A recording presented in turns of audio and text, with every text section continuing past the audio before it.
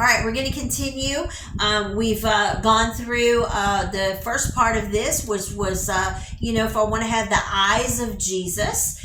We've talked about his invitation to come and to see, to follow.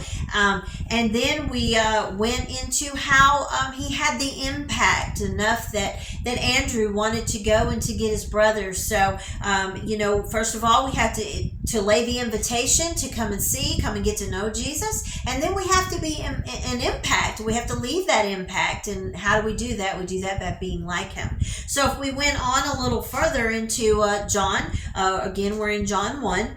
We're going to go down. We know already that Andrew has gone and he's gotten Peter. He's brought him, and the first thing Jesus did was change his name. And what's really cool about that is we don't see an argument. We know how Peter was. We see later is in the retelling of his story, we see that, sometimes Peter could be a little argumentative. Well, we didn't see him argue, so there was already an impact. There was something about Jesus that made Peter say, okay, so I meet this guy, and the first thing he does is he tells me I'm going to have a different name now, but he doesn't argue. So there's that impact already being left. Verse 43, that day following, Jesus would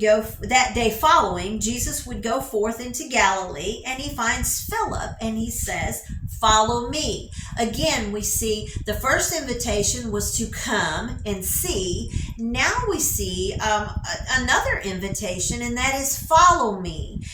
This invitation would not have just been to Philip, but to those who were already with him. We know Andrew and Peter were already there. And so now he is inviting them, don't just come over and see where I live. Now I'm saying, I'm inviting you to follow me. That word follow there is not just to walk behind someone and go where they go, but it's to do as they do. It's an invitation to relationship. And so now we begin to see a different kind of invitation. Come and see, follow me. Now Philip was of Bethsaida, the city of Andrew and Peter. Philip finds Nathanael and says to him, we have found him, the one who Moses in the law and the prophets did right, Jesus of Nazareth, the son of Joseph. And Nathanael said, can anything good come out of Nazareth? So let's pause right there. And so we see this impact has already fallen upon Philip. So again, we're not seeing what it is Jesus is doing. We see the invitation to follow, come do like I do. And then we see him immediately, we see Philip doing as Jesus did. What is that? He came and got him. So now Philip goes to get someone else. So again, the impact that we have to have in this world now is to do as Jesus did, to make disciples. How were you made a disciple? Jesus says, come and see, get to know me, learn all about me. And then he says, get in a relationship with me, learn more about me, follow me. Don't just do as I say, do as I do. So we grow in our relationship with Jesus and become disciples. Disciple means a disciplined learner. A lot of times we look at the word disciple and think that means a disciplined teacher, but it doesn't. It means a disciplined learner. It means that we're ever learning. It means that we don't get too big for our britches and think we know everything, but we're disciplined to learn. But it also means an active participant. We have to be we have to participate and do as he does. We have to do something. It's a verb. We can't just, we're not going to have an impact sitting back on our stool of do nothing and doing nothing. If we're going to have an impact for Jesus Christ, we've got to get out there and do something. And sometimes that means getting our feet dirty. It means getting our hands dirty.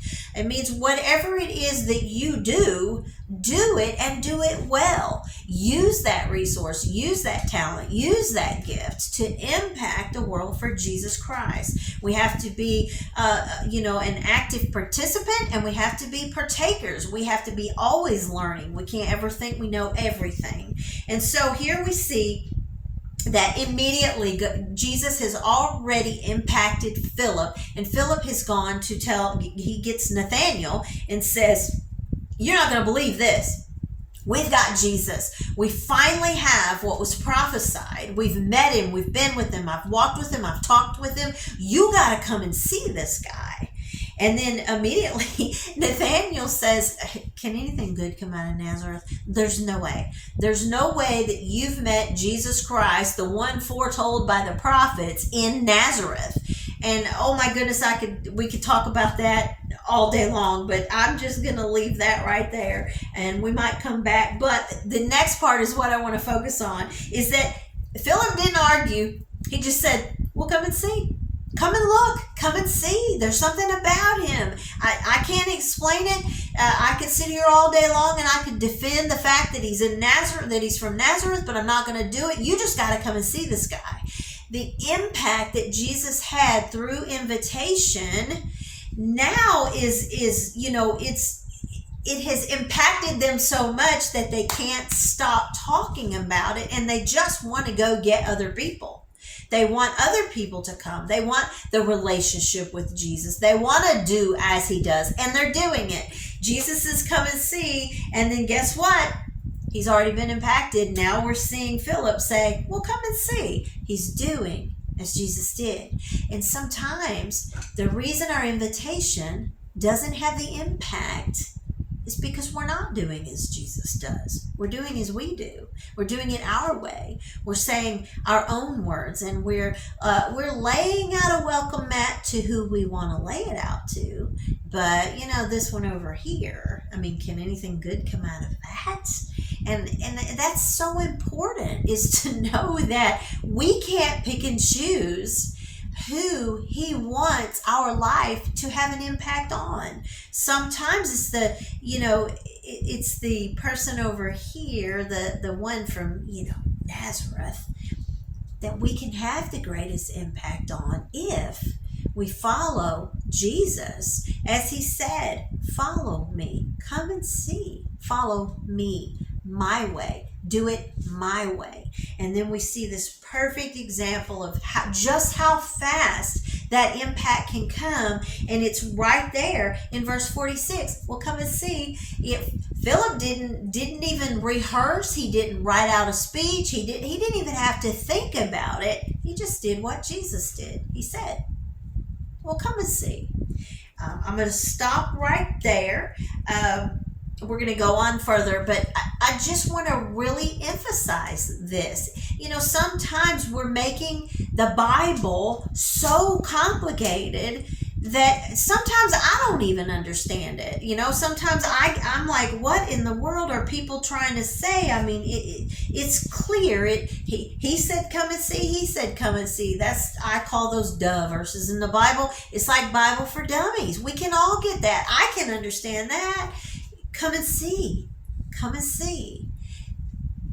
If Jesus Christ has truly left an impact on us, and we are following him into relationship, you can't get to know Jesus Christ on a personal level, and it doesn't get much more personal than going into his home and spending the day with him wherever he was dwelling, wherever he was staying.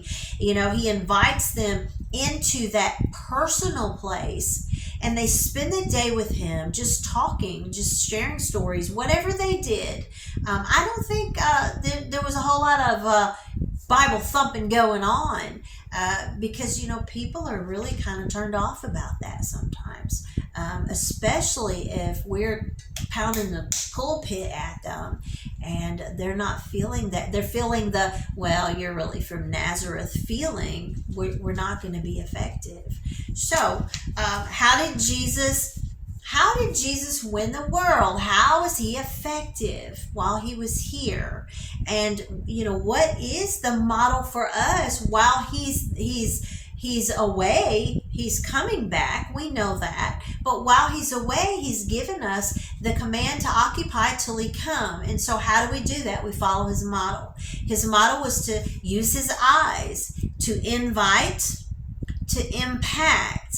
And that is so important. And then, the next thing was that he inspired him to follow his model, to say, come and see. It's that simple, really. He invited, he left an impact, and he inspired them through his invitation to follow, to come and see, to get to know him. He inspired them to be like him.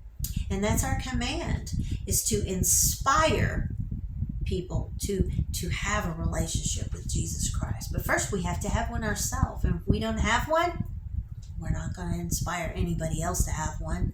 We can't sell what we don't already possess. So invite, leave an impact, and inspire. Those are the first 3 I's of Jesus. And we'll continue soon.